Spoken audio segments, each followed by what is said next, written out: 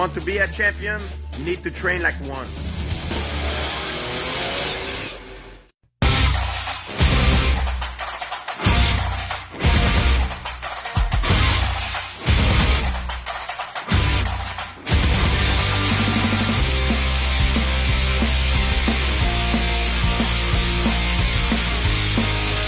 Georges Saint-Pierre, welcome to the full body strength and conditioning workout.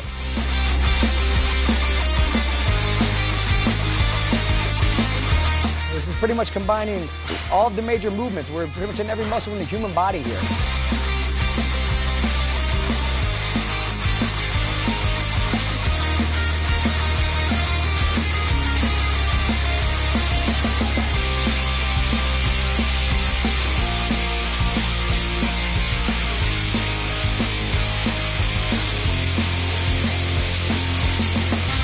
I'm in pain right now, but I know that's what I need.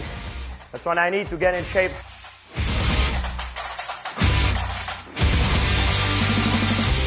This is your chance to train with me, Georges Saint-Pierre.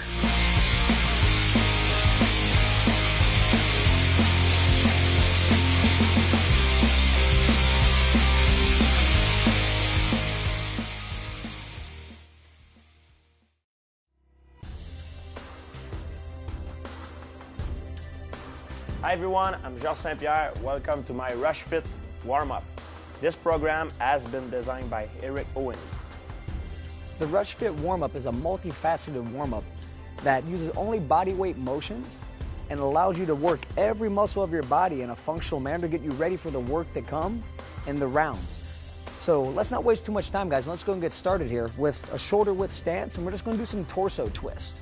So as you notice, I want to get my elbows up about shoulder height. They can dip down a little bit, that's okay. And I pick a good pivot point on the ground. I want to rotate back and forth. Imagine that my elbows, if there's a line, just about going about 180 degrees, if there's a sphere here, right? I don't want to go too far. I don't want to go all the way around here. I don't want to injure myself. Because remember, we're just warming up. We're trying to get the body loose, core temperature up, so we don't injure ourselves, and we're ready for the work to come. The body is like an elastic. If you try to stretch an elastic when it's cold, it's gonna snap. If you try to stretch it when it's warm, now you're gonna be able to play with it. Now we're doing each exercise for 60 seconds. So right now we have about 10 seconds left, and then we're gonna switch and go into our next exercise, which is a side bend. Let's keep going though, guys. We have about 5 seconds. All right, good job. So now here in our stance, we're just going to lean to one side, kicking our hip out, reaching over, then going to the other side. This is a side bend, and what we don't want to do is we don't want to bend forward and then over. We want to keep our body stacked, meaning knee, hip, shoulder, everything in alignment. We let the hip kick out to the side and we reach. This is going to be stretching the muscles of the hips and of the lats, and this is a very important movement pattern. In most functional fitness and in fighting, you have to be able to move side to side as well as forward and backwards. Like every other exercise, you start slowly and you try to pick it up as time goes on. Now we have about 20 seconds left in this. And also work at your own rate. If you find you're starting to fatigue, the form's starting to go away, step back, maybe take a few deep breaths and get back at it. 10 more seconds, guys. Warm-up is very important. It prevents injuries and it allowed us to have our full range of motion. Okay, great job. Now let's turn and face this direction, and we're gonna come down onto our fingers, walking out into the plank position, and we're gonna walk our feet up to our hands. You just turn, switch directions, and go back in the other direction. This is a great way to stretch all the muscles on the back side of the body. We're also activating the core. We're starting to get things a little bit, the difficulty is increasing here now. So you might find that your body temperature is increasing, that's good. You should be starting to sweat probably around this point, maybe within a couple more exercises. The difficulty, the complexity is going to increase. And one of the things you might notice, so Victoria, if you can, let's do a modification. Let's do a bent knee modification. So Victoria happens to have great flexibility, but if her flexibility wasn't so good, she's going to come up like this. She's going to kind of tuck under, and she's going to lower down with a bent knee position. That's going to allow her to get down there on the ground, walk herself out, and she walks her feet up, she'll also do it in a bent knee position. All right, great job, Victoria. Okay, about 5 more seconds, guys. Let's try to get one more. Okay, Now up in standing, we're gonna take a move from capoeira, okay? We're gonna do the jinga. We're gonna go side to side, so it's like a backward lunge. We bring one hand in front, so yeah, your defend hand up a little bit higher, George, come up in front of the face, and we go side to side. This is a great move. About fluidity. They say it's a backward lunge. We go side to side, and capoeira has some very effective techniques, and this is one of the base moves of capoeira. I'm sure none of us are very good at it, but still a fun exercise, and it's a great variation of a lunge. Capoeira, it's a martial art from Brazil. It's also a style of dancing. Yeah. And this is one of their base motions. It's a great way to warm up the body. Moving back and forth. We have the coordination here. We're lunging back with one leg, then back with the other. About 10 more seconds to go here, and then we're going to do our walkout push-up. So 5, 4, 3, 2, 1. Okay, now here, shoulder width stance. We're going to lower down, squatting. We're going to walk out into the full push-up position. Hands underneath the shoulders, lower down, then come back up. Try to stress getting a full range of motion here. So you squat all the way down, get your hands into the ground, you walk out to get your hands underneath your shoulders. You don't want them far back, you don't want them too far forward. A good alignment, lower down, chest to the deck, press all the way up, then back into standing. Okay, now we're about halfway into it, guys, so 30 more seconds. And you'll notice as when they come back up into the standing position, we want to make sure our heels get on the ground before we stand up. And let's check out Victoria's form here. So if you start to fatigue a little bit, it's okay to lower down your knees. It's also okay to restrict your range of motion if necessary. If you can't lower all the way down, what you don't want to have happen is lead with your head or collapse in the core. You want to keep the core activated at all times. Maintain good alignment, ear, shoulder, hip, knee, ankle. Okay, now back in the standing, guys. We're going to come here, feet together, and lateral lunges going side to side. Try to imagine your feet are running down parallel lines here. We don't want our toes pointing too far out or too far in. When we take our step out too, we want to sit back into our heel. Notice how the trail leg stays straight. The lead leg is a leg that bends. The hands raise up as a counterbalance, and that's also activating the muscles in the shoulders, giving us a full body warm up. Remember, functional training is about using all muscles of the body, not just one or two. Halfway there, guys. And if you notice, they're not working at a breakneck speed. The speed is enough to make sure that they're working, but yet this isn't really a workout yet. Remember, it's a warm-up. We're just getting the body warm and loose. If you're finding you're out of breath and you're about to pass out, you probably need to slow down a little bit and do a little bit less repetitions. Find your own speed and figure out what works for you. It's important to make the blood circulate everywhere, in every muscle, in every joint of our body, to prevent injuries. You know, it's very important. Okay, now here in our stance, let's lower it down. We're going to walk out, and we're going to do our push-up with a lateral hold here, okay? So we're going to come up, a lateral plank. We lower down to the push-up and back out. All right, guys, let's get on it. Walk out, and once you get out into that push-up position, you're going to maintain that push-up position. So they're all the way down, you open up, you rotate. So notice how they rotate on their feet completely. They rotate. Then after they hold a 5-second hold, they lower back down. Good. And if you find that a 5-second hold is not really challenging, try to hold it 10 seconds. Try to hold 20 seconds. Try to hold 30 seconds. Do the best you can. But 5 seconds usually does the trick. And the key is you don't want your core to sag. You want to keep your hips up in the air. That's going to activate your obliques. Now, Victoria, when you lower down, if you can't do a knee push-up, so lower back down, lower down to your knees. Then you're going to come up and then raise off your knees. Yeah, so that's totally acceptable. You can lower down to your knees in order to do this. Okay, excellent. Now let's walk back up into the standing position. And that's going to set you guys up in the perfect position for your air squat, okay? So as you're here, you just want to lower down, thighs to parallel, hands up as a counterbalance, come back into standing, all the way up, all the way down. Already start breaking a sweat now. That's a good thing. Now if you notice, key things here, their knees aren't going too far forward. The knees initiate the motion, but then they start to sit back and down. They don't round here at the back and collapse to keep themselves upright. If you start to collapse, you probably need to shorten your distance, shorten the depth of your squat. You want to push down into your heels. You want to activate all the muscles in the posterior chain, your hamstrings, your glutes. Good core activation, proper alignment of the spine. And there again, you're not trying to do as many reps as possible. You're just trying to do good repetitions, full range of motion. About 15 more seconds. Breathing is very important too. Inhale by the nose, exhale by the mouth. Okay, excellent work. Now, let's walk out here, okay? And as we get down here, we're gonna get in the quadruped position, meaning I want my hands underneath my shoulders and I want my knees underneath my hips. A wide enough base so I have stability, but not too wide. Then I'm gonna go opposite knee to elbow, extend, hold 5, 4, 3, 2, 1, then back in. We're gonna stay on the same side. Now stay on the same side, everybody. So you're just gonna switch opposite knee to opposite elbow. 3, 2, 1. Keep going, in and out. 5, 4, 3, 2, 1. 2 more times. 5, 4, 3, 2, 1. One more time. 5, 4, 3, 2, 1. Now let's switch sides. So get your stance in place, proper base, and go. 5, 4, 3, 2, 1. 5, 4, 3, 2, 1. 3 more.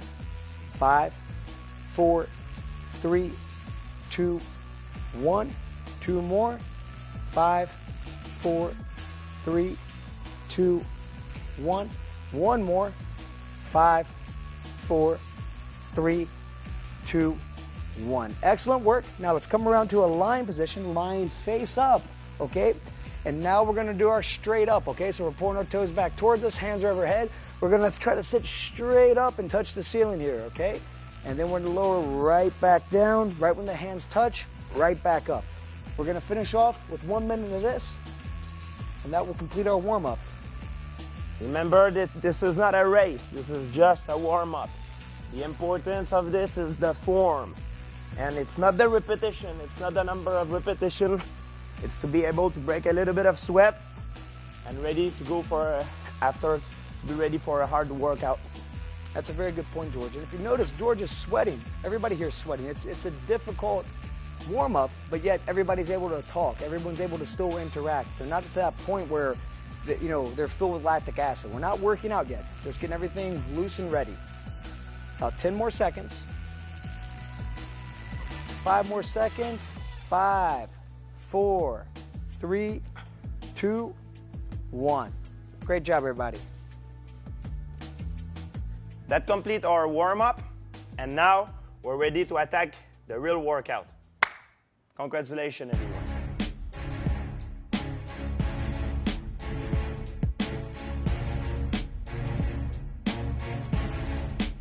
Hi everyone, I'm Georges Saint-Pierre, and welcome to Rush Fit Full Body Strength and Conditioning Workout designed by Eric Owens. Thank you, George. What we have here today is a full body strength and conditioning workout that starts out with sort of a simplistic round in round 1, but don't let it deceive you, okay? You have to really get after it, because what this does is this pretty much floods the body with lactic acid, and then from there we're trying to push through for the rest of the 4 rounds, okay? So let's not delay. Let's go and get started, right? Round 1, starting off with our air squat, then we're gonna go right into the Hindu push-up. 10 air squats, 5 Hindu push-ups, as many rounds as you can get within 5 minutes. Everybody ready? Let's do it. And go. So notice how George is just dropping down. He's going right into a squat, trying to get his thighs to parallel. If you want to hop out a little bit like that, that's totally acceptable. And he goes right into the Hindu push-up position, down and up. Right back, guys. Try to be quick with it, too. You can find you can get your bearings in round 1. Try to get to know the exercise, but once you feel you have it, attack it. A good goal to shoot for is probably, I don't know, 10, 15 rounds in just 1 round, okay? You just want to speed right through it. You want full range of motion, all the way up and down. And if you start to fatigue throughout, take a little break, catch your breath, try to push through. Good job, Victoria. A little bit deeper, George. Think about getting that. Yes, sir. Yeah, the front of your thigh parallel with the ground. Nice, Ian. Perfect form. Great, Victoria. Woo! Let's push it. Let's push through it. Let's go, everyone. George, try to let your head follow your body. So try to let your head look up there, okay? As you go up, try to look up in the air a little bit. There you go. Then back up. Excellent. Now, if at home, if you're having some difficulty keeping this type of work rate, remember, George is highly conditioned. So you might not be able to do this type of pace. A little bit deeper, George. Try to get deeper on that, okay? And if that's the case, you have to work slow, that's fine. Just do what you can do. And also remember that if you can't get all the way down, say your balance isn't there, your flexibility is not there, you might just go down with a squat like this. That's totally acceptable. Now, if you notice here, Victoria, she's doing a variation on the push-up.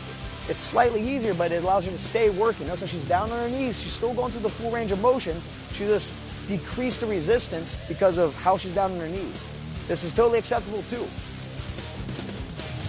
Adjust the workout according to your fitness levels. If you feel you can push harder, go harder. If you feel this is too difficult, slow it down and find the range of motion that works for you. You guys are 2 minutes in, you have 3 minutes to go. Let's push now, okay? Yes, sir. Energy, everyone. Let's go. A little bit deeper, George. Want those thighs to parallel. Don't cheat the movement. Yeah. Good, Victoria. Way to push. That's it, George. You know, George likes a wide stance. Ian likes a little bit more narrow stance, and that's okay. There's personal variations throughout. You have to find how the movement feels best to you and just attack it. The main thing is good core activation. If you notice, everybody, as they're doing their squat, they're not slouched over. You don't see a rounded back like this. Everybody's in a nice upright position. That's very important. Good. Alrighty, you guys have about 2 minutes and 15 seconds. You got to really push it out. Now remember, the whole objective here, everybody at home, everybody that's watching this, you're trying to get as much lactic acid in your body. You're trying to experience fatigue. It's like you start a fight and your opponent's attacking you right from the get-go. We're more than halfway. Let's go. You have less than 2 minutes now. Everybody's maintaining good form. That's it, George. Let's go, buddy. Try to get speed now, okay? Down and back, down and back. Good. One more. Back up, right on the squats again. Thighs parallel, though, every time. All the way up. And try to extend that hip a little bit more. You'll notice as fatigue starts to set in, the form wants to go away a little bit, and that's totally okay. I mean, that's going to happen, but try to stay on top of it. Try not to cut your squat short as you stand. Try not to come here and go back down. Try to get full extension in the hip, and try to get the thighs all the way down to parallel. Don't cut corners. Okay, you have 1 minute, 15 seconds now. Remember, this is a simplistic routine, but the simplicity is part of the beauty of it. You have to get after it. You have to attack it. You have to do as much work as you can with these 2 simple exercises. Done correctly, you're working every muscle in your body, and this is going to cause changes. All right, you guys have 55 seconds, less than a minute now, right? Let's get after it. Good, George. Doing great, Victoria. 45 seconds. Come on, George, faster, buddy. I know you got more in you. Let's go. 35 seconds. Down and back. That's it. Go. 30 seconds now, right? Last 30 seconds. Let's win the round. Think about a difficult fight. Neck and neck. You and your opponent are dead even. You have to do something to win the round. It's going to be your work capacity is going to determine that a lot of times. 15 seconds. Let's get after. We have 10 seconds now, okay? 10, 9, 8, 7, 6, 5, 4, 3, 2, 1. Okay, great. Everybody relax. That's the end of round 1. Now get ready for round 2, okay? Just get ready, get your dumbbell in place. Do what you have to do. We're going to do a dumbbell get-up followed by a one-leg, one-arm row. Okay, it's very important that you keep your eye on the dumbbell at all times. So when I'm doing this motion, notice, guys, I'm here. Notice how when I come up here, I never take my eyes off the dumbbell. Then I lower down, then I go into my one-leg, one-arm row. Doing 3 repetitions, put my foot back down, press back up, put my knee on the ground, post my hand, kick through, lower down elbow, shoulder, lie flat, then I switch hands, okay? Very important during round, guys. Don't try to breathe like this. The body is like a straw. If you bend the straw, the air doesn't go through. Recuperate, stay straight, even though you're tired. That's great advice, George. We have a 10-second warning now, okay? So let's everybody get down on the mat, get your dumbbell in hand, and let's get ready to go. In the proper position. Let's get ready in 3, 2, 1, go. Now, it's very important throughout. Your eyes have to stay on that dumbbell. I can't stress that enough. You don't want to drop this dumbbell on your head as you perform this motion. That's just always a bad idea. And when they take it back up, take your time. Sometimes you might have to curl, you might have to catch your breath down here in the standing position. This is a very difficult exercise. There again, it looks simplistic, but it's very deceiving. You have a lot going on here. There you go. And George, if you want, you can try to get a counterbalance going on here with your hand too, if you want to counterbalance with your hand when you do your rowing. Yes, sir. Remember, the whole idea here is repetitions. Once you feel you have these movements mastered, once you feel you have the form proper, try to attack it. Try to get after it with as much intensity as you can. Do as many repetitions as you can. In time, maybe you increase the weight of your dumbbells by 5 pounds, 10 pounds, whatever you feel you can increase. Those are the variables that you can control, and that's what leads to progress. That's what increases your fitness. That's it, George. Switch arm once you're down. Yes, you're going to switch back and forth.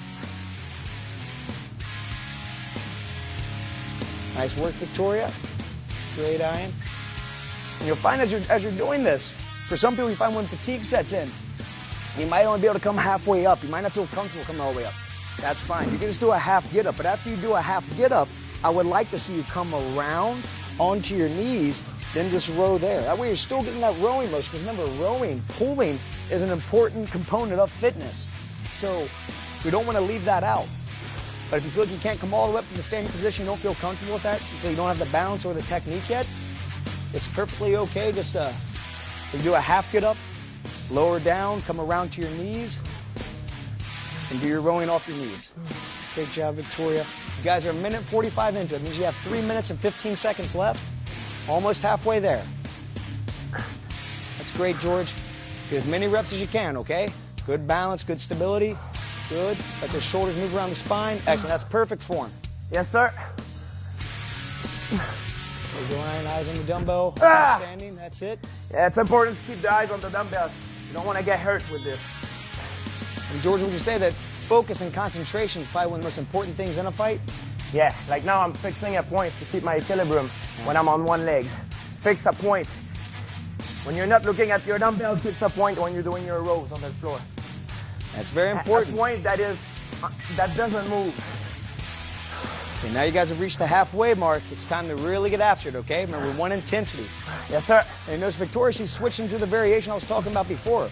She's doing a half get up, then she's lowering down, she's rolling around onto her knees, and then she's doing a row off the knees. This is totally fine. You can still get a good work rate. Just make sure you protect your spine. Don't try to over twist with the weight in your hand. Always set the weight down. Be careful as you're doing it. Work within with a speed that you know you can control. George and Ian are getting after it. You guys are doing great. Good. Now you'll notice both Ian and George, they both have very good balance, so they're able to come right up into here, get up on one leg and do their rows. If you're able to do the full get up, but you find now your form's doing this, you're getting the wobbles, okay? That's all right. Just set your foot down on the ground, and you can use your arm that doesn't have the dumbbell as a brace arm. That gives you more stability. You're still getting the row. It's more difficult than the variation that Victoria is doing, but yet it's a little bit more simplistic than what George and Ian are doing. Okay, 90 seconds, guys. Almost there. George, you're doing great, buddy. Ha! Come on, Ian. Let's go. Excellent, Victoria. And here again, if you notice throughout, everybody here has their bodies in proper position. There's no rounding of the spine as they're rowing. They have the cores activated, the spine's in a strong neutral position.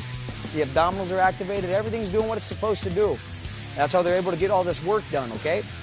If you find there again, your form is starting to break apart, step back, hit pause, just take a break, let the round continue on. Do whatever you want to do, but just don't injure yourself. It's a simple looking motion, but it's quite difficult. It can be complex. 45 seconds now, okay? This is it. Let's get after it. Nice, George. Get after it, but keep the form. Yep. Keep the right form. Excellent, Victoria. 30 seconds. Yep, straight up, down, back. 20 seconds now. Let's go, George. Let's try to get at least one on this side, then one on the left side, okay? Yes, sir. Let's do it quick. You got 15 seconds now. Good. 10, 9, 8, 7, 6, 5, 4, 3, 2, 1. Time. Brings it in to round 2, okay? Now, get ready because we have round 3 coming up. Now it's going to start getting more intense, okay? We're building the complexity. We have more exercises, right? So we have 4 different exercises, 30 seconds each one, a quick 5-second transfer into the next exercise. After we complete all 4, we're going to take a 30-second break, then we're going to get after it again, okay? So here's the exercise. We have our dumbbell piston, all right?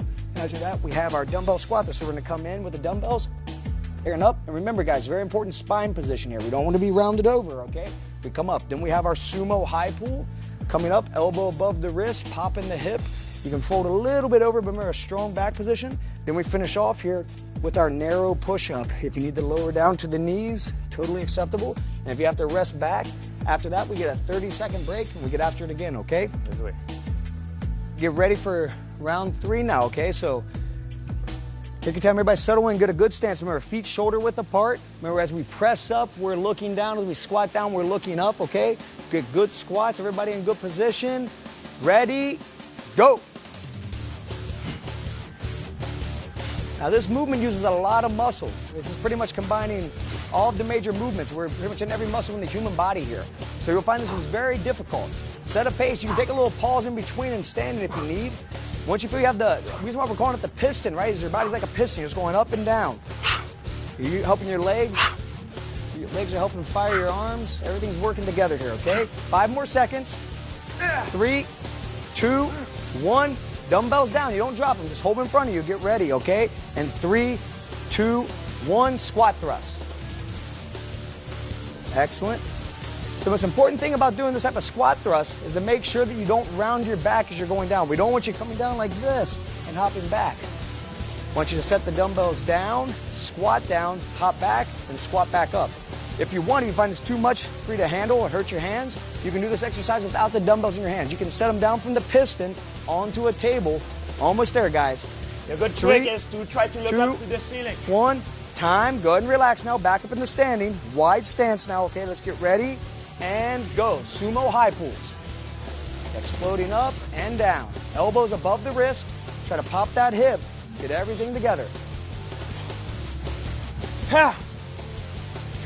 Now we're working a lot of the pulling muscles of the body. It's sort of a counter motion to the piston. The piston had a narrower stance. Now we're in a wider stance, working different muscles, the adductors, the glutes a little bit more, okay? Using the trapezius, the rear deltoids. Almost there, guys. 5 more seconds. 3, 2, 1. All right. Dumbbells back to the front. Let's lower them down to the ground. Get ready in the push-up position. And go. Narrow push-ups, all right? Get after it. Now after this, we have a 30-second break, all right?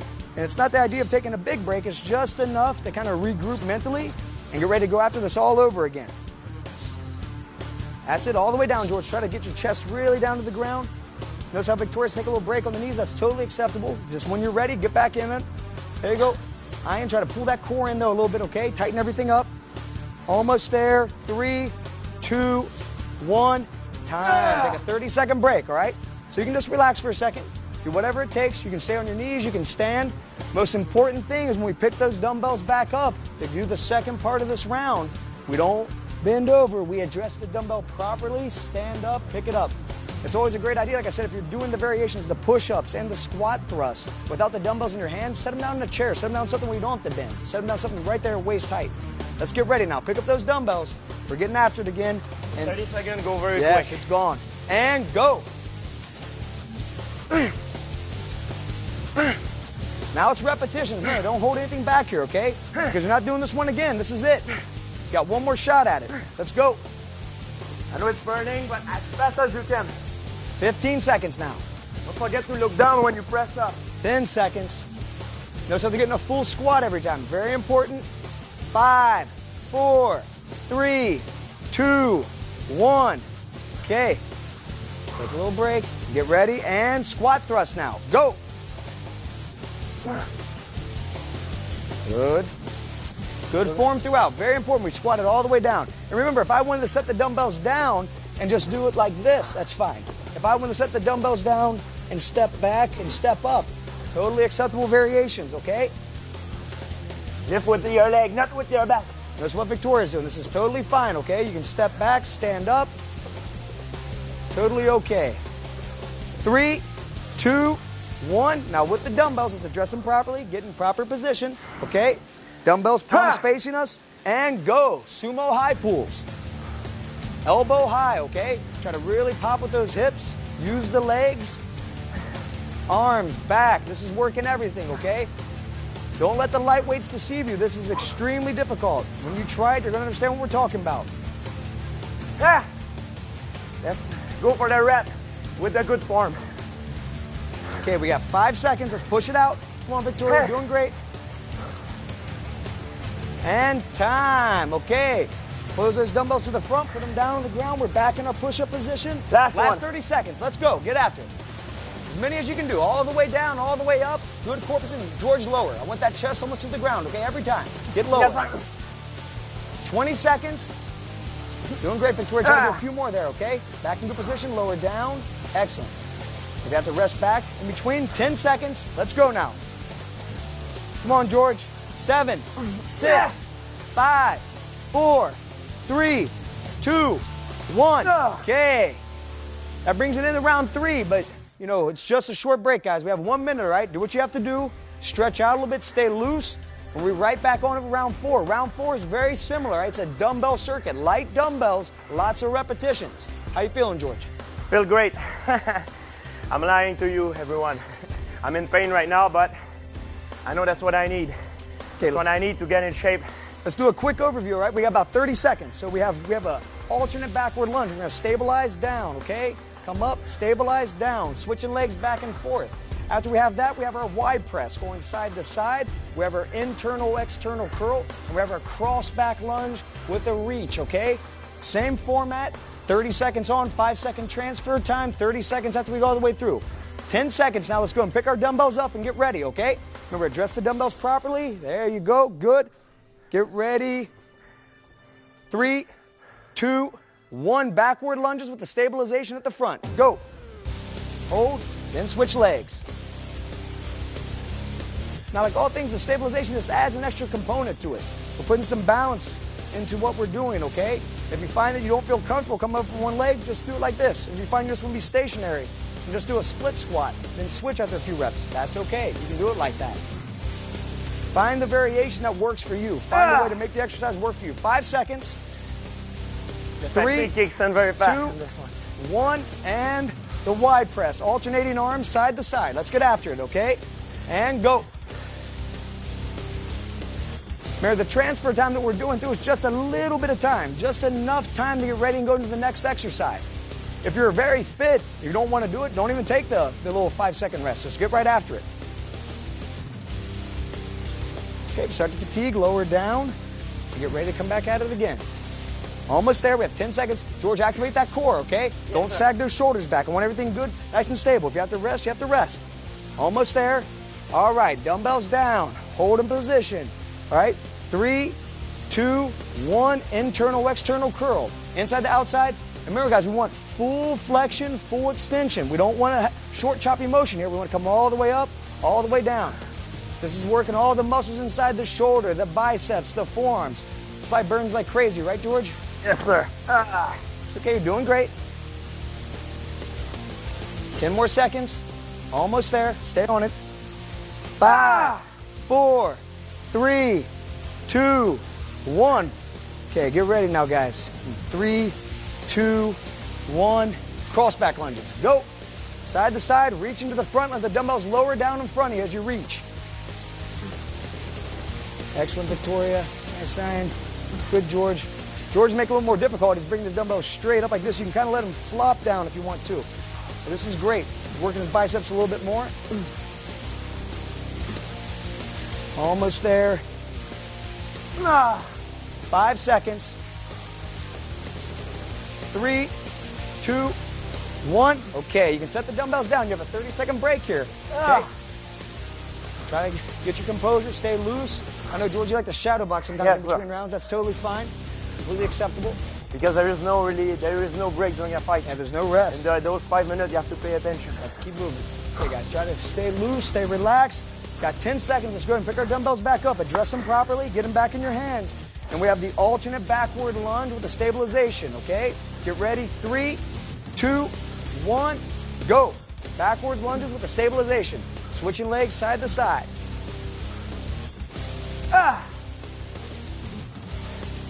Let's go through it. Let's push. Looking good. Last round of each exercise. Everybody's doing a great job. By switching exercises, you switch muscle groups, and that's great because you can keep pushing through. You don't have to give up. You don't have to stop moving. Keeps the calories burning. Gets the metabolism working. Okay, guys, and that's time. Let's relax for a second. Let's bring the dumbbells up here into the Y position and go. Y presses, side to side. Keep your core stabilized. Victoria, you can go a little bit more at an upward angle here, okay? A little bit more, yeah, there you go. Good job.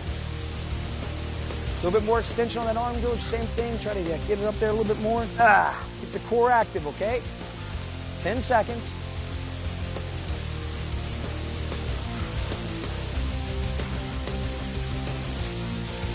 And time. Okay, let's lower it down here now, okay? We have the internal, external curl. All right, let's get after it. Inside to outside. I know it's burning, guys. Let's just go. Let's get after it. That's it, George. Good core activation. Notice everybody's spine's in a nice position. We don't want any of this, okay? We don't want this where you're trying to pull it. If that's the case, relax or lower your weight, one or the other. Keep it going, keep it moving, keep it moving. You have 8 seconds. Full extension, full flexion. 3, 2, 1. All right, and get ready. We have the cross back lunges with the reach. And go. Let's finish the round strong now, okay? Last one. Let's go, everyone. Good form and as many as you can. Like your life is depending on it. 20 seconds. Everyone's doing great. 15 seconds. Get after now. Speed, speed, speed. Try to think about moving quick, okay? Last 10 seconds. 3, 2, 1. Time. Okay. Let's go and set the dumbbells down. And that brings it into round 4, okay? Now we have the last round. This Championship round. Yeah, this is the one that determines, you know, who's going to be the champion here. If you're going to win or going to lose. Make the difference between the boys, the kids, and the adults. Okay, now let's take a look real quick. A quick overview here, okay? What we have coming up. We have our prone row, all right? We're going to do this for 30 seconds. Then we're going to pop up like we did our squat thrust. We're going to stand, narrow our stance. We have a power clean, 30 seconds. And after we do our power clean, we have a push press, okay? 30 seconds. We go through that 2 times, no rest. Then we finish up combining all those movements into one, where we try to do as many repetitions as we can within 2 minutes. Now remember this, guys, it's very important that when we do that, it's the widening of the stance and the narrowing of the stance, the transfer between the standing and the ground, all right? Very important. Now let's go and get our dumbbells in our hands. Let's go, everyone. I know you're in front of us. We're in that prone position. All right, we want to make the buzzer, all right? We got 5, 4, 3, 2, 1, go. So you're just rowing side to side, okay? Trying to keep the core stabilized. This is working everything here. If you want a strong core, this is one of the best ones. Now, I don't have to apologize. I took your 20 before and I never gave it back. Let's move you up in weight a little bit here, okay? Eric is a dictator, ladies and gentlemen. A dictator of fitness, perhaps. Okay, 5, 4, 3, 2, 1. Okay, let's come up into a proper position. Bring the dumbbells up. Remember, narrow our stance, get them out to the outside, and we're doing our power clean, okay? Don't be in a rush here, but let's go. Let's explode. Clock's running. Try to land with the soft knee position, George. Good. 15 seconds. Good. And Victoria, try to squat a little bit before you do that curl. There you go. That's a fine variation. If you have tough time with the power clean, you can do that. Now keep the dumbbells up top here, okay? Let's clean them back up. Clean them back up. Let's go. And we have our push press. There you go. Look down, George. Don't arch the back too much. Keep it in place. Less repetitions if necessary. It's okay. Lower down and weight. Totally acceptable. Adjust the dumbbells properly. Clean it up. Let's go. Back up. Push press. Boom. There you go. Good. Active core. Don't lean back too much. Almost there. 10 seconds. Notice how yeah, it's great, Victoria. That's good. Excellent. All right, Ian, good job. And time. Dumbbells back down. Wide stance when we squat them down right back into the row, okay? Doing the prone row. Now, if you notice, that's good after that. So 1, clock's running. No rest. There's no rest. Let's go. Now, if you notice when Victoria is doing this, she's doing it down the knees now. It's okay. If you start to fatigue here, you start to slouch over a little bit, that's totally okay. You can just do it right here off the knees. It's a fine substitution. Got 5 more seconds. You guys are doing great. 3, 2, 1. Hop up. Bring your dumbbells up. Let's go. Narrow the stance and you have your power cleans. Trying to get as many repetitions as you can in with good form. Land that soft knee position. Leg drive, George. That's it. Come on, you guys are almost there. You notice how Victoria, she's doing a squat with a curl. That's less complicated, but it's working similar muscles. Doesn't take as much coordination to do it this way, but you're still working a lot of the body's muscles. Fine substitution. 5 more seconds. Last clean. Hold it up there, Ryan. Hold it up there, George. Keep it up top. Let's go. Push presses, okay? And go. Good. So the push press is basically an overhead shoulder press. Remember, what we're using the legs for some assistance. We're getting a little bit more lift. George, activate that core. Bring those abs in, okay? It's all right. You're almost there, buddy. 15 seconds. Let's go. Get it back up there. Get after it. Remember, guys, if George is fatiguing, don't be ashamed if you're fatiguing. Just work at your own rate. Let's go. 5, 4, 3, 2, 1. Now connecting it all together, okay? Remember, we widen out our stance. Squat it down. Let's get on it, guys. We're almost there. 2 minutes of this and you're done, okay? The workout's finished. Let's finish strong. 1, 2, hop up. Good. Narrow the stance once you bring them together. Power clean, push press. That's it. Lower back down. Widen the stance out. Bring the dumbbells to the middle. Then squat them down. Hop back. Good. And your rows. If you notice how what Victoria's doing here, she's stepping up. She brings the dumbbells into a good position, does a squat, does a curl, does a press, and then she's right back down, bringing the dumbbells in narrow, stepping back onto her knees. It's an easier variation, but you're working a lot of muscles. Remember, going horizontal to vertical. This is what makes mixed martial arts so difficult. This is what burns all the calories. This is what requires everything to activate, everything to function, every muscle in your body here. We're working it all. This is it. 1 minute and 10 seconds. Good explosion. That's it, Ian. Excellent, George. 1 minute left now. Come on, let's see if you can get at least 6 of them, all right? Now, it doesn't make a difference if you get 6 or not. It's just to put a number out there. It's giving something to chase after. Give yourself something to chase after. Put a number out there. Attack it. Keep good form. Do your best. That's how you're going to make progress. Let's go, George. 45 seconds. Good. That's 2. Let's go. Back down. Wide stance. Hop back. Come on, guys. 35 seconds and you're done. This is it. Workout's over. 3. 30 seconds, George. Come on, man. You can do it. You can get 6. You can get 6 from the time I said it. You have to get after it, though, okay? Power clean. Push press. Good. 20 seconds. You're right on target. Let's go. You have to be quick at the transfers, though. That's what matters. Nice time, but try not to round that back when you come up, okay? Good position. 10 seconds, George. One more. Let's go. Let's get after it. Let's go. Come on, guys. This is it. Let's go. 5, 4, 3, 2, 1. Great work, everybody. George, that's it, buddy. The bell has rung. The fight is over. That was unbelievable. Whew. And still. That's amazing. Everyone, you've been through this workout with us. Congratulations at home. Nice job, everybody. And I think we deserve a good congratulation to us as well. Thank you very much.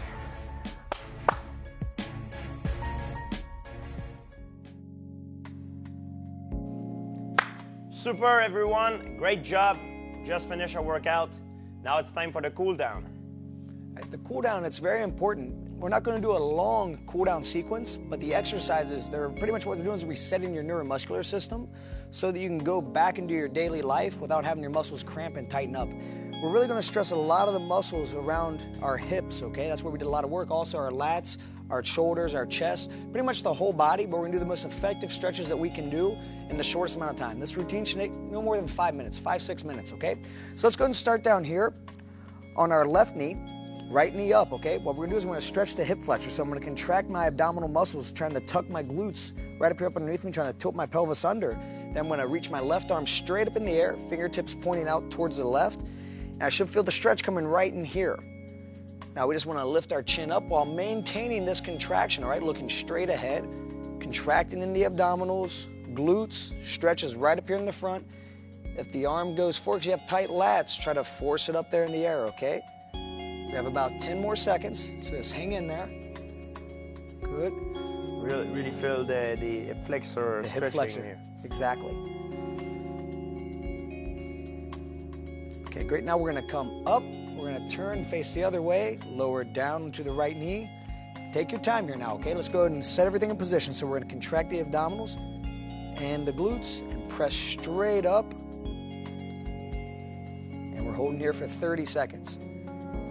Now 30 seconds is pretty much the minimum here. We just want to do at least 30 seconds to make sure we stretch out the body. But if you find you're enjoying this, don't be afraid to go back through this routine, do it one more time, two more times, as much as you want. These are great stretches. You really can't get enough of these. There is a lot of benefit to gain from stretching. Okay. Now let's come up here. Now, you can do a butterfly stretch, which Patrick is going to demonstrate, or you can just lower right down here into the side straddle. Everybody's flexibility is different, but if possible, we just want to try to split our legs out here, keep the posture upright, then we want to go forward. You see, the variation that Patrick's doing is working the same muscles. We're trying to stretch at the adductor muscles right here in our inner thigh, okay? What I'm trying to do is I'm basically just pushing out, so is George, and we're trying to go forward if we can. We want to lie down flat here. Holding each stretch for 30 seconds. I remember when I used to be a kid, I used to go all the way down. Now as I'm growing up, getting older, it's impossible to do the same thing because I didn't practice enough. Okay, good. Now let's close up here. Legs straight ahead. Now what we want to do, remember, we just don't want to touch our toes. We want to pull our toes back towards us, contract our quadriceps, sit nice and upright, fingertips pointing down. We're pushing forward with the heel of our palm. If you find that to be too difficult by going forward like this and it's way too much, you can just do this. Just brace your hands right here by your hips, push up, try to keep your posture upright, still pulling your toes back, still contracting your quadriceps, and just trying to eventually lean forward. Once you can break 90 degrees going forward, you can probably take your hands off and push forward. Really good for the posterior chain. Exactly. Hamstring, calf, lower back. This is what you need to do. Okay, now let's turn to our right.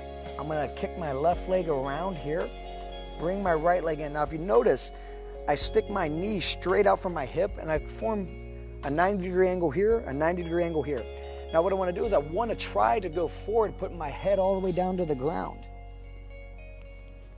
Everybody has a different flexibility level, though, so the key thing is to try to lean towards your left on the stretch. If your left leg's back, lean towards your left, even if you have to stay upright.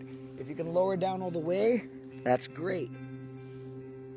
If you're right here, that's fine. This is for the extensors. This is for the muscles on the outside of the hip.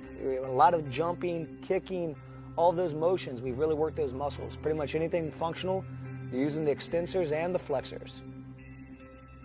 And now let's rotate around. So this is kind of cool. We're going to lean to our right and swing to our left, and we come right back this way. Take your time getting into position, though. So again, you want your left knee in front of your left hip. You want to try to create a 90-degree angle here, a 90-degree angle here. And same thing, try to lie forward. And if you have to, you don't have to push forward. Remember, you don't want to feel any type of tearing or real strong pulling. Just a slight pull in the muscles. And the muscles that we're trying to feel are the muscles right outside here, okay? Some people might feel it a little bit up in the back. You shouldn't be feeling it all over. Some people might feel a little bit of hamstring. For the most part, you want to feel it on the outer part of your left hip here. Trying to lie down. Always a side that you're more flexible than the other. That is completely normal. Okay, now we're just going to kick back and through underneath. So we're in the quadruped position. So if you notice, we start out here with our knees right underneath our hips, right? And what we're going to do, and our hands underneath our shoulders, we're in a strong foundation. We're going to extend our right hand forward, then our left hand forward. Now what I want you to do is drop your butt back while keeping your fingertips out there. Trying to touch your butt to your heels and trying to get your armpits down to the ground. Once you do that, you're trying to inch your fingertips away as much as you can. And when we're doing this, we want to feel the stretch coming right down throughout the lats, okay? Some people find if they spread their knees out here, they also get a adductor stretch here as well. That's good. You just, you get more flexibility in there. And I happen to have loose adductors, so I don't feel anything in the adductors, but I have tight lats. This really stretches my lats every time. You're really lucky. Me, I'm tight pretty much everywhere.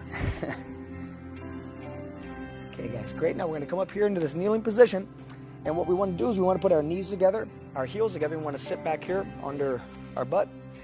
We're going to interlace our fingers behind our back here. The most important thing is that I start to straighten my arms. That's more important than how high they get. Is that first they get straight, then I retract my shoulder blades, meaning I try to pull my shoulder blades together. Once I do that, I raise up as high as I can, and I want to feel stretched throughout my biceps, my deltoids, my pectoral muscles, all of that. And there's almost an infinite amount of stretches, but we don't want to spend all day stretching. You guys just did a hard workout, so we just want to hit some of the ones that really get the body back to where it was before you did your workout. Good, Patrick. George is very tight here, so this is a great stretch for him. Absolutely. Everybody else has good flexibility. I should do this stretch more often. Yeah. Don't be scared that if you do something that you're not good at, that's mean you need to work on it. Like you can see this stretch, I'm pretty bad at it. That is something that I should put more time into it. Okay, buddy, that's time, and that concludes our cool down. So you have to remember that the cool down, although it seems like it's easy and it's almost like it's a part of the workout everyone wants to forget to do. We did all the hard stuff, we warm up because we want to get ready for the hard workout. Then we do the cool down, but sometimes we forget to do it. Remember, don't forget the cool down. It's going to allow you it's going to help you to recover and to come back so you can be consistent and work out on a regular basis. It's very important that you do all parts of the workout and you try to be as consistent as possible because that's what leads to progress. If you just, come in on occasion and you do maybe a round or two and then, you skip a few days, you're not going to see the results that you're looking for. The results are going to come through consistency. That's the most important thing. And the consistency is given to you by allowing your body to recover properly, which is why we do the cool down. And also the cool down is not only physical. For me, I use the cool down as a way to change my mind. I start from being the athlete, George St. Pierre, the fighter. When I work out, I'm the fighter. I'm a martial artist. But the cool down allowed me to make the transition by being the fighter to the everyday normal guy. So it's more than an actual workout. It's also the changing of your mind, putting your mind back into what it should be in everyday's life. Great job, everybody.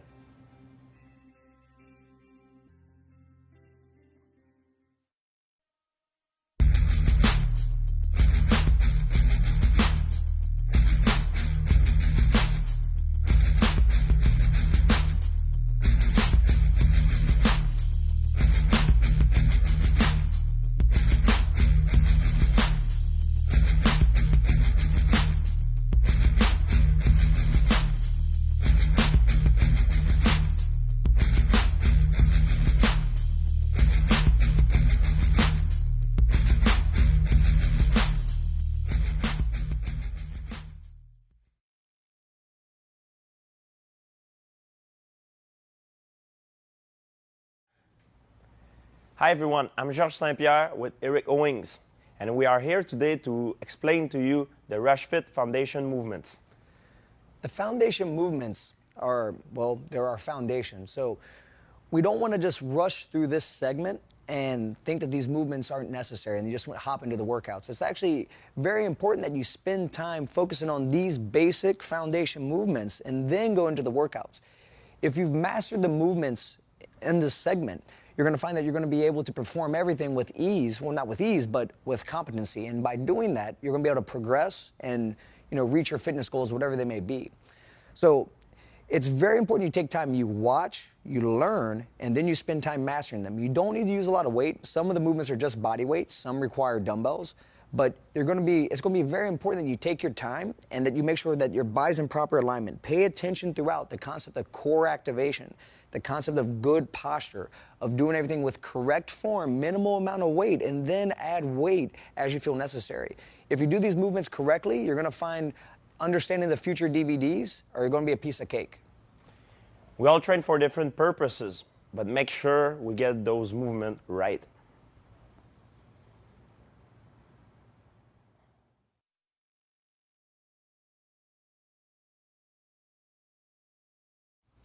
Okay, everybody, let's talk a little bit about the squat.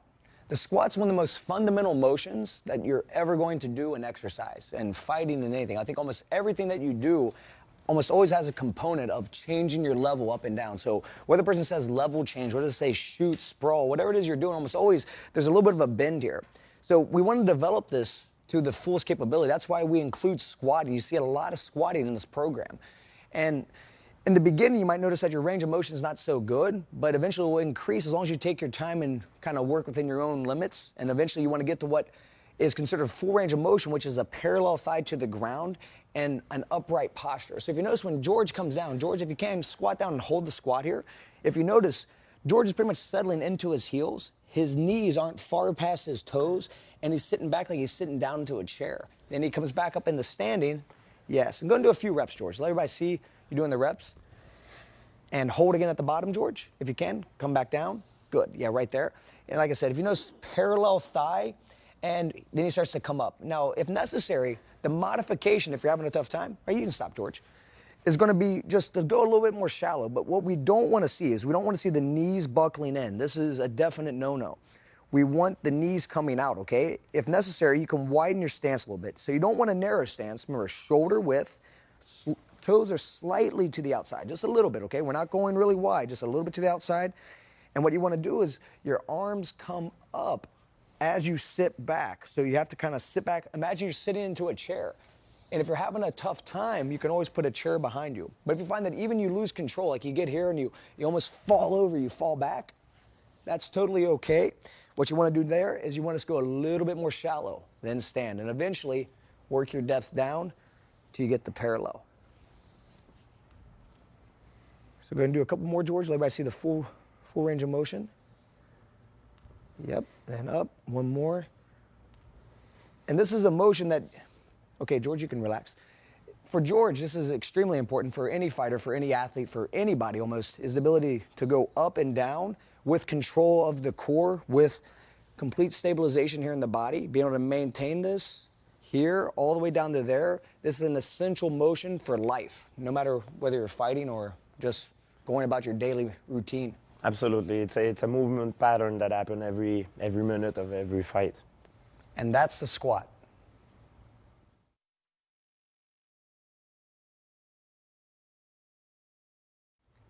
The lunge is one of the most essential motions, probably next to the squat. It's a little bit more complex, so there's a few more things we have to pay attention to. The squat, for most people, is a basic movement, whereas lunging, we're actually going forward, to the side, backwards, or crossing behind. There's basically 4 ways that we're going to do this. So George, if you can go in all 4 directions, let's go 2 to the front, then 2 side to side. The knee doesn't touch the ground when you go in the front. And backwards. You see, my knee doesn't touch the ground. And the cross back variation, where we go side to side. So we tried 4 different variations, even though George has a good range of motion here. He's doing everything the proper way. And George, if I can just have you stop for a second and go out there into the lunge and lower down. And you can lower down. George is going to let his knee touch here just to relax his leg muscles, but normally he's not going to let his leg touch. If anything, he's just going to kiss the ground. It's just going to touch and come back up. Now, if you notice here, George, although he comes out, he comes forward, he's not driving his knee forward. He actually steps, he takes a natural step forward, and then he just sinks his weight down into his heel. That's very important. What we don't want happening is this, and then I keep going forward, and I feel a stretch here, like this is like a tearing sensation. Also, this puts a lot of stress on the knee. So I want to keep my foot on the ground, and then as I take this natural step forward, I go here, then I just lower down, okay? We want to maintain good posture. Sometimes we include a touchdown. That's totally acceptable. And the same thing, now if we come up, George, if we go to the side, notice how the knee doesn't go forward, you actually sit back. You sit back under your heels, and the arms act as a counterbalance here. Or you can touch down. If we move backwards, that's good. And if we go backwards here, same thing. We go back, and then I sink down into the heel of the front leg. And if I go to the transverse of the cross back lunge, I come here. My front leg, I sink down into the heel and up. Now, each one of these lunges, we go in different directions because, well, our body can move in different directions. We don't develop strength in just one range of motion. We want a variety of movement patterns that give us more balance throughout our body.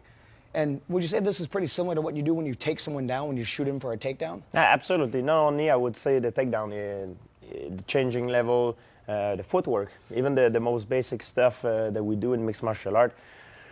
We use lunges in a certain way.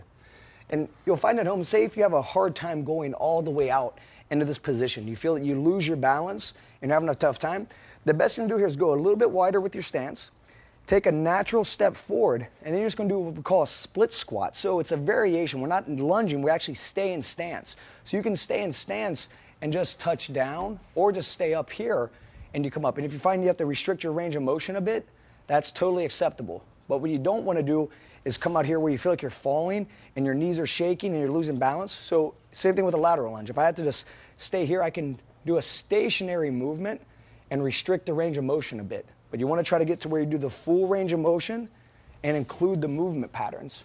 But if you have to, you can stay stationary, do say 5 reps, 10 reps, how many ever is necessary from a stationary position. Then you switch, come into a stationary position, and it'll look just like this.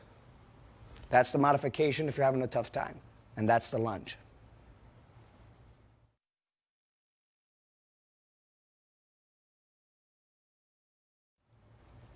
The push-up is one of the most basic upper body exercises we can do. It requires no equipment, and you can almost do it in any space. If you just have a tiny little space in your living room, your bedroom, wherever, you can always do some push-ups. Now, the key to a push-up is maintaining good alignment of the body. So I should almost be able to transfer the same exact stance that you see here standing right to the ground. We don't want to be caved in here but too high. We want to think about almost a line that forms if you drew it straight through the body, your ear, shoulder, hip, knee, ankle, going straight through. Once the deviations start to occur, that shows that your core stability is now, it's malfunctioning, and you're going to have to make a modification. We'll show some modifications, but let's first take a look at how it's performed correctly. George, let's go ahead and do a couple push-ups here, okay? Just a normal standard push-up. Notice how George has a great alignment here with his body. It's straight through, and that's because George has a strong core. By having a strong core, he's able to maintain that position. Now, George can do a variety of push-ups here. Let's do some knuckle push-ups, George. So by changing his grip, he changes the angle, and the angle changes which muscles are working, and he can work different parts of his body just by changing the way that his hands are placed. He can go narrow or wide with his grips. He can go up on his knuckles. That requires more wrist stability. Push-ups have a lot of variations. They have a lot of stuff you can do. Let's show a plyo push-up here. Just show, this is an explosive push-up. So it's the same movement, but just performed differently. Okay, great. And go ahead and relax. So that's basically a perfect push-up. Now, if you're having a tough time and you find, like I said, as I come into this position and I get up here and I start doing this, or my head starts coming down, I start breaking my form. The best modification you can make when that starts happening, so maybe, let's say I start off strong. I do 5 push-ups, but then my range of motion starts to get shorter, my neck starts to lead down, my hips start to sag. I want to try to maintain this alignment, and then it's lowered down to my knees.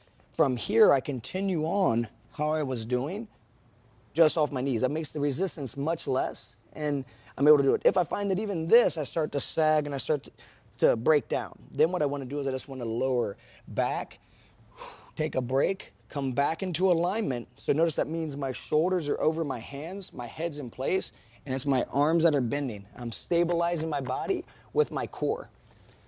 Eric, is that fair to say that the push-up also, it works the core and all the body in the same time? It's not only the arm. Yeah, well, you know, George, it's funny that you asked that, because the thing about the push-up is that it's predominantly a core exercise. And remember, guys, core is beyond just abdominals. It's pretty much everything that's stabilizing with the body. So just maintaining the push-up position is actually quite difficult. If someone just tries to maintain this in good alignment for 1 minute, they'll start to fatigue.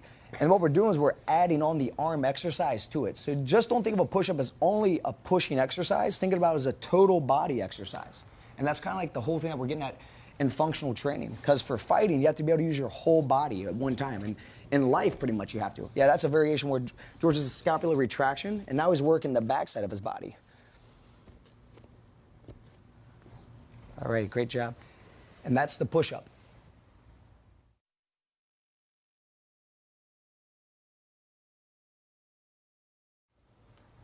The sit-up is a very basic motion that I think everybody's probably done once or twice in their life.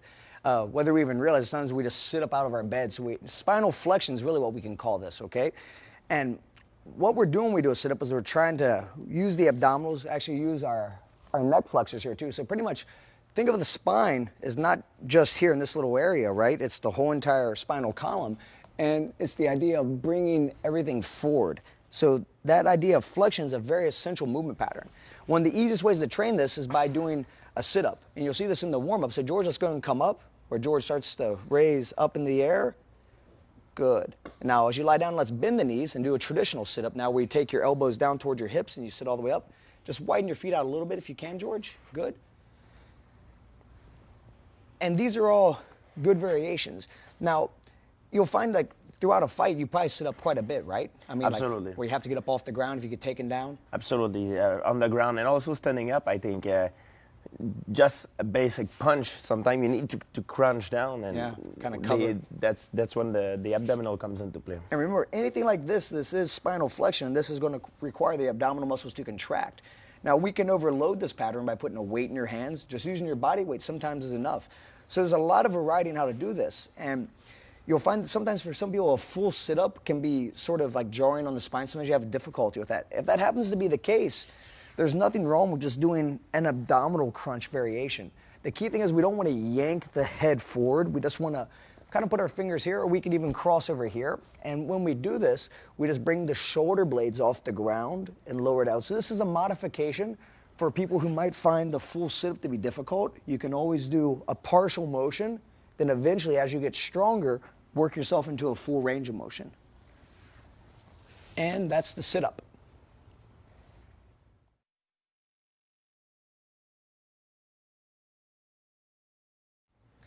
Now we're going to talk about back extension. Back extension is something that it's very important actually in everything in life. All these exercises that we're doing are extremely important, but this is one of those things that if we don't have our extensor, basically the erector muscles of the spine, we're going to collapse. We're going to develop a posture like this. And posture like this is not really good for anything in life, but especially not for fighting, right? I mean, fighting is one of those things you have to have good posture. Exactly. Plus, it's going to make you have injuries. You know, it's not going to keep your body healthy. It's very important to have a good posture, keep your body healthy, and stay injury-free. Now, George is just going to show a variation of the back extension. And so you can lower down here, George. You can do the more difficult one, and that's this. That's the opposite. But you can also just do it off the knees, too. So if George goes down, if you notice when he gets up here, so yeah, he's got to activate all this. Now, this has a little bit more to do than just back extension. That has glute activation. Now, here, he's pretty much extending throughout the spine. He's working all these muscles. Now, the glutes work here, too. And this is one of the kneeling opposites, or just the prone position opposites, is an advanced form of back extension with also glute activation and various other things. Now, when he goes down, this is pretty much showing, I think, back extension in a more pure form, although we are also encompassing pretty much everything here on the posterior chain. And just, George, if you can tilt your chin in, what's happening is he's pretty much contracting from head to toe all the way down his spine, all the way throughout. And yeah, you can go ahead and relax down, George. So this is one of those movements that, although it appears simple, it's actually quite difficult. I mean, you'll find that like if you put this into the circuits and you're just doing this exercise on a daily basis, whenever you do that isometric contraction, what happens is you just, basically lactic acid starts building up throughout the body. But as you do it more and more, you start to develop a tolerance to it and you get stronger and you actually develop better posture where you can stay upright or perform a takedown more efficiently or a guard pass more efficiently. Now we're going to show a modification here. If you're having a tough time doing the full extension with all four limbs off the ground, what George is going to do is going to put his head down on the ground and he's going to go 1, then over to his other hand, 2, to his leg now, 3, and then to his other one, 4. You can try to hold each one for about 5 seconds, and eventually you can try to do the line opposites. So George, let's go opposite leg, opposite arm, and you can go side to side like that. Now if you've done the opposites and you've been able to complete, you know, going side to side, now let's try doing everything together. You do all 4 limbs off the ground, so you raise up, George, try to raise the legs off, and what George is trying to do is get everything just pretty much keeping just his abdominals and his thighs on the ground and take everything else off the ground, which causes everything on his back to have to contract, and that's going to give him good back extension and good posture, and that's the back extension.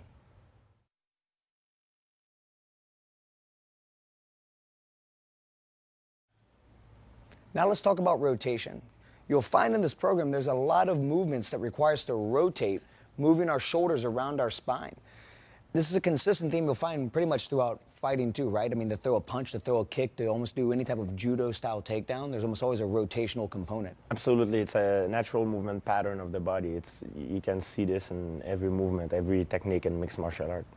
And you'll find that as we're doing these rotation movements, sometimes we take a pose where we're just moving our shoulders around our spine, but our spine pretty much stays looking straight ahead. Sometimes we'll follow. So you notice if George is doing now, he's following. Now, George, let's shorten up your range of motion, but let's stay looking straight ahead with no movement from the head whatsoever, just your shoulders moving around. And these are both acceptable forms of rotation. Now, you also notice if George does what we call a prone rotation, okay, from down in the push-up position, just opening and closing. George, you don't have to even pause that long, just pause for about a second. So George is going to rotate. There again, he's rotating around and down, go to the other side, going side to side. And there's also another form of rotation here that you'll see. Actually, there's various forms. You'll notice it's a consistent theme, and you just want to be aware of this, not to overdo it. Don't try to over-rotate. Let your natural range of motion sort of dictate that. Always start with going with a restricted range of motion and gradually building up to where you feel like you're reaching those outer limits, then that's where you want to stop. You don't want to go too far. And George, let's just show the Kimura sit-up. This is another sit-up that you'll see throughout, and notice how he's rotating as he comes up. So here again, we're almost combining the movement patterns, spinal flexion with rotation.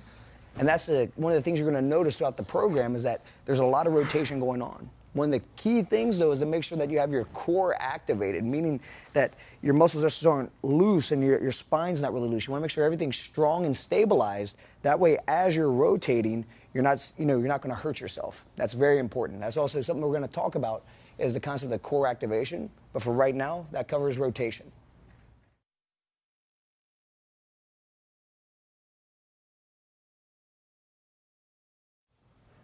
Now let's talk a little bit about core activation.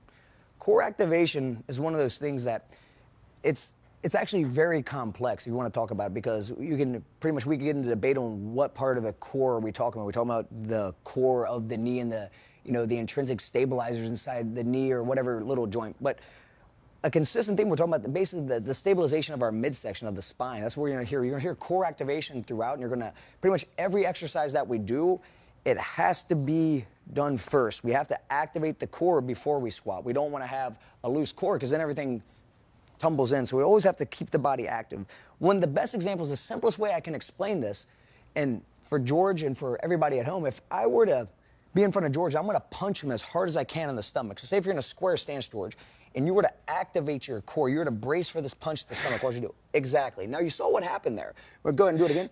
He braces. Now everything here tightens up. That's the transverse abdominis muscle. It's kind of like this little girdle that's tightening everything up. It's activating your diaphragm, your rectus abdominis, all of these muscles around here. Everything's doing its job to keep the spine in place. So, well, in this case, so you can brace for a punch, but also if you were to lift a heavy weight, you'll find almost any movement that you do, that's going to become what you do before you do your movement. Whether you're going to take off running, whether you're going to throw a punch, whether you're going to throw a kick, whether you're going to do a power clean or a squat or anything, you always have to have core activation. Let's just show one more example here, George. Let's go and go down into the plank position. And this is one of those ones that you can kind of almost test if your core is activating just by holding this. Now, George's core is activating. We know this because of the alignment. We have ear, shoulder, hip. Everything here is nice and tight, and he's contracted throughout. One thing if you'll notice here is that his body's not moving in and out. Although George is breathing, he's definitely, oxygen is going in and out of his body.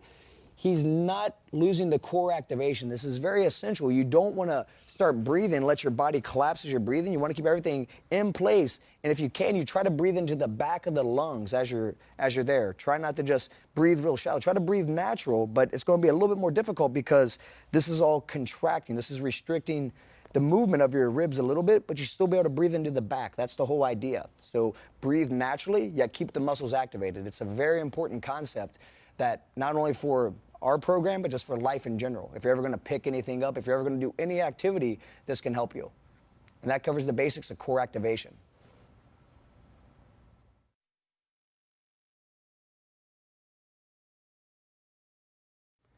Okay, now let's talk about the burpee. The burpee is, in my opinion, it's one of those motions that probably best simulates the energetics of a fight. If you do it with an explosive nature and you really go after it, you can get a a very intense workout in less than a minute if you just do as many as you can. It's one of those things that, because there's so much muscle being used and there's so much movement involved, that this really accelerates the metabolism and it works pretty much every muscle throughout the body. Let's go ahead and have you show a few burpees, George, just in full speed. Let's do 3 of them. So if you notice, we have almost all those components we talked about. We have, okay, you can go and relax. We have squatting. We have sort of almost like a lunge. We have a plank position. We have core activation. We have jumping. We have a push-up. We have flexion of the spine. We have so much movement going on here. And for some people, well, actually for almost everybody, this is a difficult exercise. Absolutely. It's raise the heart rate. Yeah. And it's also pretty similar like to a sprawl motion too, right? Like if someone were to try to take you down, it's almost like you're sprawling. You can say it's like a sprawl and also could be following by a takedown. The same push that you find during a takedown, it's the same push that you use when you come up. Yeah, so there's a lot of functional transfer, if you want to use that word. It's actually, that's actually a great way to describe it. There's functional transfer from this movement into what George does or what most athletes do. Now, for some people, the most difficult part might be the squat thrust. So let's just show the squat thrust component, George, where you just jump back and jump up, okay? Now, if you have a hard time doing that, because see, George, he's a strong person and he has good coordination. For some people, that might be a little bit too much in the beginning and the jump at the top. So what I'm going to suggest as a modification, if you're having a tough time doing the squat thrust, because you see squat thrust and burpees throughout the program, is I suggest you do this and sprawling. So this is a great substitution for squat thrust, burpees, and sprawling motions throughout. What I'd like to see you do is this. You just basically come down and try to get your hands onto the ground. You're going to step back with one foot, back with the other, back with the foot, back here, and then stand. That's a fine substitution. You'll find when you get used to it, you can build up speed, and then eventually you can get into the full motion where you hop back and you hop up. And that covers the burpee and the squat thrust.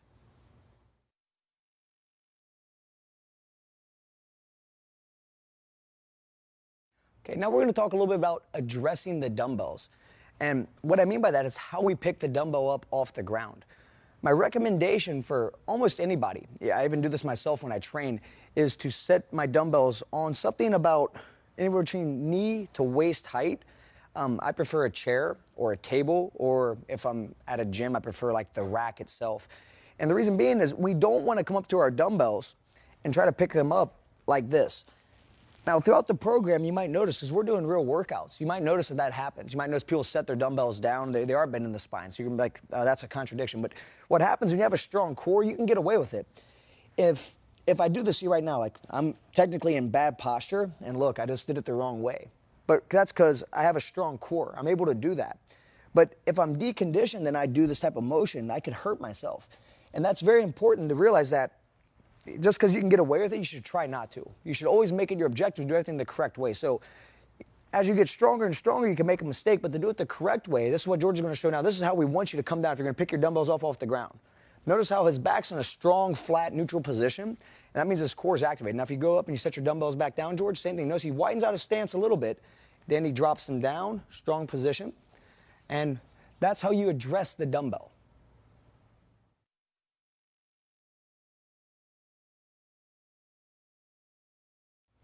Okay, the dumbbell squat is very similar to the squat that we learned for just basic body weight squatting. It's the same mechanics. The only difference is that now we have resistance added. So George is going to come up, address the dumbbells. He's going to step back, and he's going to set his stance at shoulder width apart. The toes can point slightly outward, but for the most part, his legs are straight ahead. And with his dumbbells by his side, he's just going to squat down and then come back up. And notice how the dumbbells move a little bit out the way. Good posture. Try to get his thighs down the parallel each time. Good. Now, George, if you can, let's clean them up. And now this is what we call a front squat. So it's pretty much the same thing. Notice how he lowers down and drives up. The weights stay high, pushing the elbows forward. And notice how he gets down deep. It's the same thing. So there's two basic variations that we're looking at doing. And that's our basic squat with our dumbbells to the side. And then with our dumbbells up, the front squat variation. These both, basically what we're doing is the same type of squatting motion, like I said, the same mechanics. We're sitting back into that chair. The knees aren't going too far forward. We're activating all the leg muscles, the core muscles, everything throughout. And this makes your legs very strong. Keep everything straight. And that's the dumbbell squat.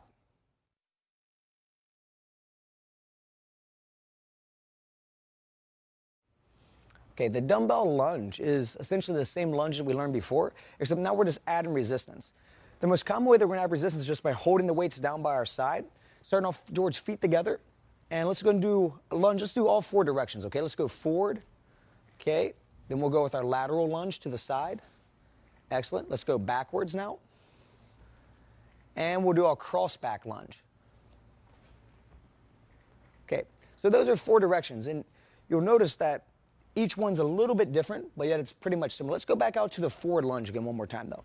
So notice when George comes down here, when he lunges, now George lowered his knee down because that's for what I'm showing you guys. You know, if he holds that there, it actually becomes excruciatingly painful. And so he's taking a little break down here, but normally his knee would not be on the ground. He's just going to be here for a momentary pause, and he comes back. The key thing here, though, is actually how he's putting the weight onto his foot. His weight's not going onto the ball of his foot and his toes, and his knee's not projecting forward. He just steps forward, and he lowers down into the heel. 90 degree. Yeah, exactly. Get that thigh to parallel, then come right back up into standing, pushing off the ball of the foot, and there it is. He's back into his position. So forward and backwards, and you can go multi-directions. Now, do you like doing multi-direction lunges, George? I like it because when I'm fighting in every day of life, you know, you're going multi-direction. So it's important that your training reflect what you will perform. And that's the dumbbell lunge.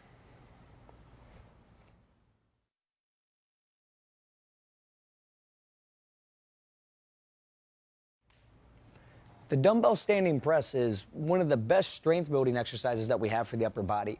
What happens here is we want to maintain, first of all, let's go and bring the dumbbells up, George, to the rack position. That's what we call the rack position, okay? Meaning that we have them racked up top here. Now, very important here is that we don't want George extending at the spine. We actually want core activation. We're that key theme. We want to keep everything here in place. And then, George, let's just press them straight up with your palms facing. That's a basic standing press. Now let's do another repetition with a rotation. That's also an acceptable form of pressing. Yeah, rotating at the bottom. And now let's do a push press, which is an explosive form. Good. And let's do that one more time, George. So standing press, now a basic standing press, just straight up. Good. Then rotating. And then the push press, where if you notice, he looks down as he presses up. The reason why he does it, you can even do that in your regular presses too if you just wanted to develop this habit. What George is doing when he does this, he's clearing out more space back here in between his scapula so he can actually get better extension on his arms when he does that. So when I look down, I say, but I don't want to stay looking down. As I lower it down, I'll look up. Other thing is, you notice George, he's not doing this. He's not sticking his chest out to try to get his chest involved in all these other muscles to use more weight. He's maintaining good core alignment, which actually makes him a better athlete. It keeps him safe, and it gives him real functional strength. It's not an artificial form of strength that we're doing here. He's actually keeping his body in the alignment that it should be in. So, and then he's using the weight that actually suits his body. So remember, don't try to use a bunch of weight here. Don't let your ego get involved into the lift. Try to use just what you can use with good form. Quality over quantity. Yes, that's one of the most important concepts. You're going to quality over quantity. And if you get used to doing that, you'll find that eventually the weight will increase. And so with this one, just let it go gradually. A lot of times we get our egos attached to the pressing motions. Like people ask, how much do you bench press? And would you say that that's really even relevant in a fight, how much you bench press? Doesn't make any difference. Okay, so one more thing here, just on the press before we wrap it up here, is that when you do the push press, remember that's an advanced variation. When we do this requires a little bit more explosion. We're using the legs, we're popping the hips. If any motion, if you find that it's a little bit too ballistic, that you maybe don't feel comfortable doing it, it's totally fine to substitute just a standard press. And that's where we just come up and down, or even looking straight ahead. Very basic. So you don't have to do the push press unless you feel you're ready for that. And that's the basics of the dumbbell standing press.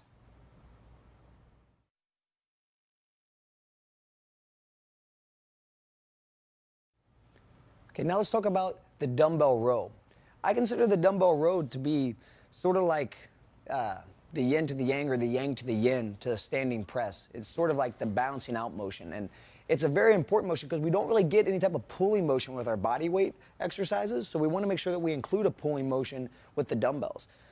The important thing here is, if you notice, when George comes down, let's go and do a couple stationary rows there, George. Good. 1. Let's do 3 here. 2. 1 more. And 3. And you can come back in the standing. Now, if you notice when George, when he does his row, he sits back with his hips this way. onto his heels with his chest over his spine. He does not round. He keeps the back in a nice, strong, neutral position there. Again, remember the concept, core activation. It stays throughout, okay? So the core has to activate. I sit back here, and then I'm in good position. Now, this is a very important motion, so we have to remember, we try to pull our elbows back, and we're pulling with our elbows. That activates our lats, our rhomboids, our traps, all of these muscles that make our backs very strong and allow us to do this motion. We have to use those. The biceps, the forearms, everything here, it is activating as well, but remember, we want to pull with the elbow. Now, George, let's show a rotational row. This is where he's actually going side to side, and let's go and get, some spinal rotation going on there. Good. Now, if you notice, it's the same motion. Now he's just alternating arms, but still the same strong back position. The core is activated, and he's moving the elbows around the spine. All right, George, now let's go ahead and go down into the prone position. Oh, no, okay, actually, let me grab one of these and just do a one arm, one leg row. Yeah, let's check that out. Now he's doing the same type of row, but now he's on, it's much more, this is an advanced variation. Now, if George wanted to modify this because, say, balance were an issue, let's say you're having a hard time doing that, George, just put your foot down. They're going to try to stay bent over, good, and row. And you could even brace your hand on your knee there too, George. Yeah, that gives him more stability. Okay, so that's an easier modification when you see a one-arm, one-legged row. And let's do one prone row, George. So put the dumbbells down here in front of you and out into this position, and we're just going to go side to side a few times. So now he's in that push-up type position, and notice he's pulling, he sets the weight down, he's going side to side. My core is working as well. Yeah, this is activating his core to the extreme. Now, what we want here, too, now, George, let's lower down to the knees. Let's say George fatigues and he wants to continue on rowing, but his core it's gotten tired. This is a great modification to make. If you find that that type of prone row becomes too difficult, you can always lower down to your knees. That makes it a little bit easier on the core, and you can still get that rowing motion in, which is a very important motion. And that's the basics of the dumbbell row.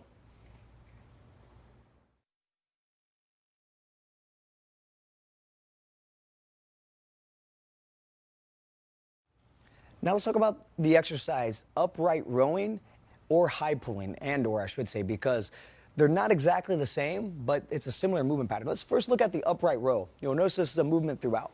Now the upright row is basically George in just a natural stacked position, stacked meaning ear, shoulder, hip, knee, ankle. Nice natural posture. He's using the trapezius muscles, the deltoids, the biceps, everything here, and he's pulling upward. Notice how the elbow comes up higher than the wrist, and he's just activating all of that, pulling up. Now that's our basic movement pattern. Now George is going to do a little bit more advanced. George, you can actually just use one. You don't have to even use two here. Now let's do a high pull. Now the difference with the high pull is this is leading into the Olympic lifts. He's using his legs. He's popping his hip, driving with his legs, and then using that to help pop it up.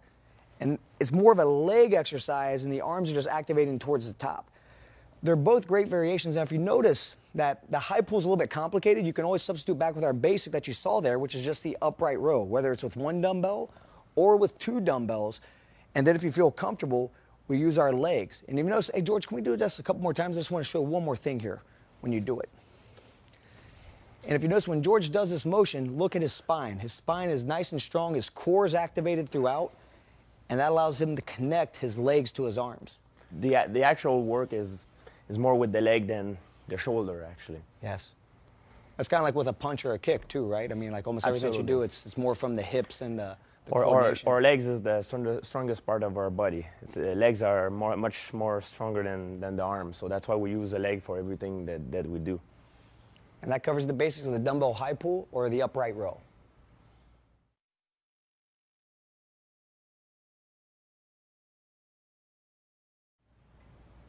Now we're going to talk about the dumbbell clean or the dumbbell power clean. Olympic lifting, in my opinion, is what we're all kind of building up to with, with athletic training and weightlifting. I think that's the main value of weight training for a fighter. Would you agree? I agree, and that's one of the reasons why I implement Olympic lifting movement pattern in my training, because the Olympic lifters are the most explosive athlete in the world, and in my sport, I need explosiveness. So George a lot of times trains with a barbell, but a dumbbell is a fine substitution. Never feel, like just because you don't have a big, heavy weight, we can't get the same effect.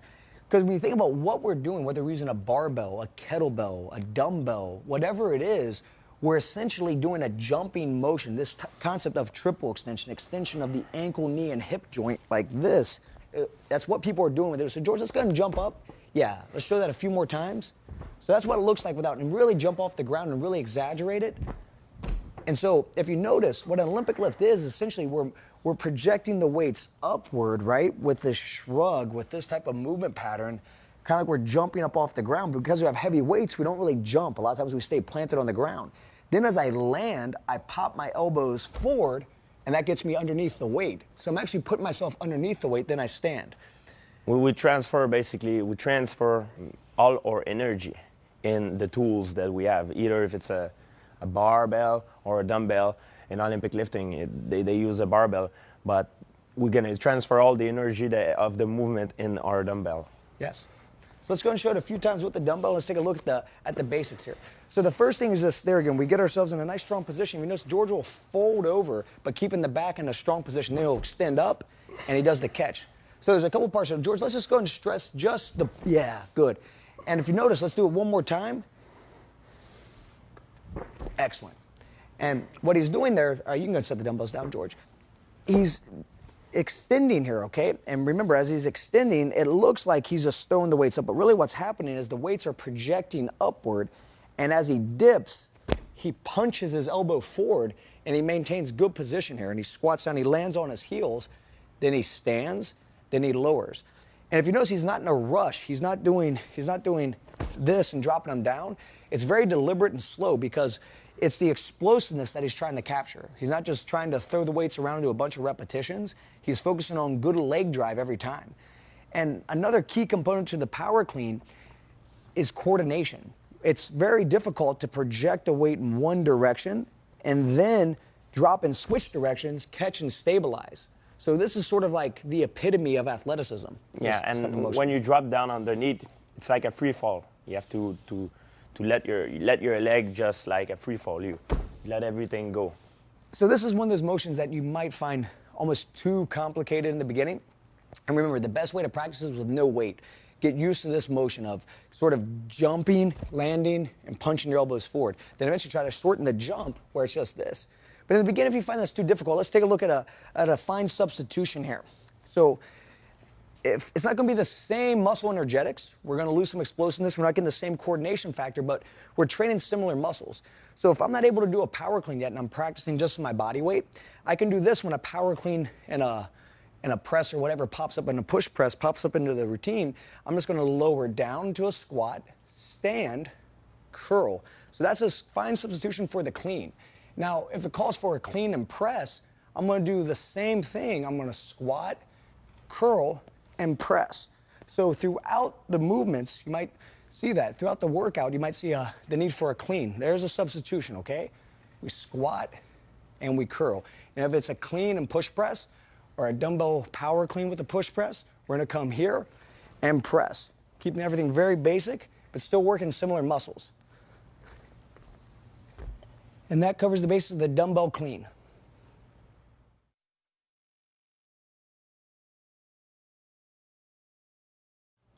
Okay, the dumbbell swing it's kind of like a mix. It's a very functional exercise. It's not as explosive or requires much coordination as an Olympic lift, yet you're integrating the legs with an upper body movement. Similar to the high pull, similar to the power clean, yet I think a little bit more simplistic, but it's a great motion. It develops overall athleticism, I think. George, you want to go and pick up a dumbbell and Absolutely. Show us how you do it? So notice George grabs a 30-pound dumbbell, which seems kind of heavy, but it's actually not that bad because he's using his legs. Remember, George is very strong, so you might not be at a 30 yet. You might start with a 5-pound weight, a 10-pound weight, even just your body weight. Now, if you notice as George is doing this, he takes a little pause at the top, right? And as he lowers down, his core is activated the whole entire time, and he maintains alignment here. He's not collapsing. If you notice, one of the key things here is where you look. So if I stay looking straight ahead, as I lower down and I swing up, my spine stays neutral. If I happen to try to follow the weight, I might overextend at the back and hurt my spine here, and I might injure myself if I try following it down. So don't really look at the weight with this one. Just stay looking straight ahead. Nice natural stance. And if you find that, there again, you feel the weight's getting out of control, you feel you might hurt your shoulder, you just don't feel comfortable going all the way up, you can always play with the range of motion with this, meaning I can dip a little bit more shallow and I can swing not as high. So a substitution for this will be, as I'm here, just barely moving. And then as I feel more comfortable, I can start working my height up, driving my legs down more, to eventually getting into a full swing. The power comes from his legs. Yes. Not from the shoulder. Don't try to lift the weight with your shoulder. It's all the glute, the core, and the legs. And a key detail to that, if you just want to get that leg drive, is when you go down, try not to push off the balls of your feet. Try to push your heels down into the ground. That activates all of these muscles and it gives you much more power. And that's where the power comes from the hamstrings, from the glutes, from the back. And that covers the basics of the dumbbell swing.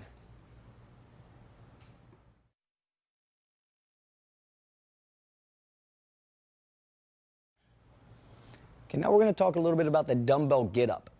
We don't have to use a dumbbell, but it's probably the best variation, especially if you're using this at home. Some people, old strong, used to use barbells, used to use all kinds of big, heavy objects. Even, you could probably even use a human body. Now, the thing about the get up, let's go ahead and show it a few times, George. Its entirety. If you notice throughout, George is keeping his eyes on the weight the whole time. That's very important. Don't discount that and just think he's just doing it for whatever reason. This is one of the most important details you can learn about this whole entire movement. Do not, at any time, take your eyes off this weight. Don't look at the screen. Don't watch us doing it. When you start doing your get-ups, the only thing is you and your weight.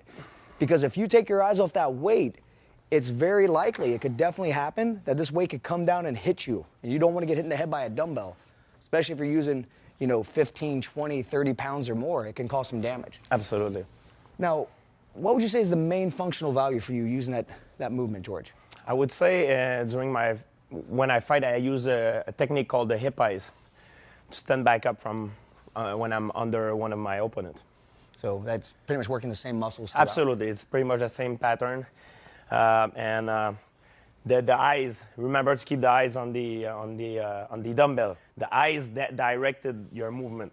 So when we're going up, keep looking up. Don't look down. And very important, don't look at us on the TV.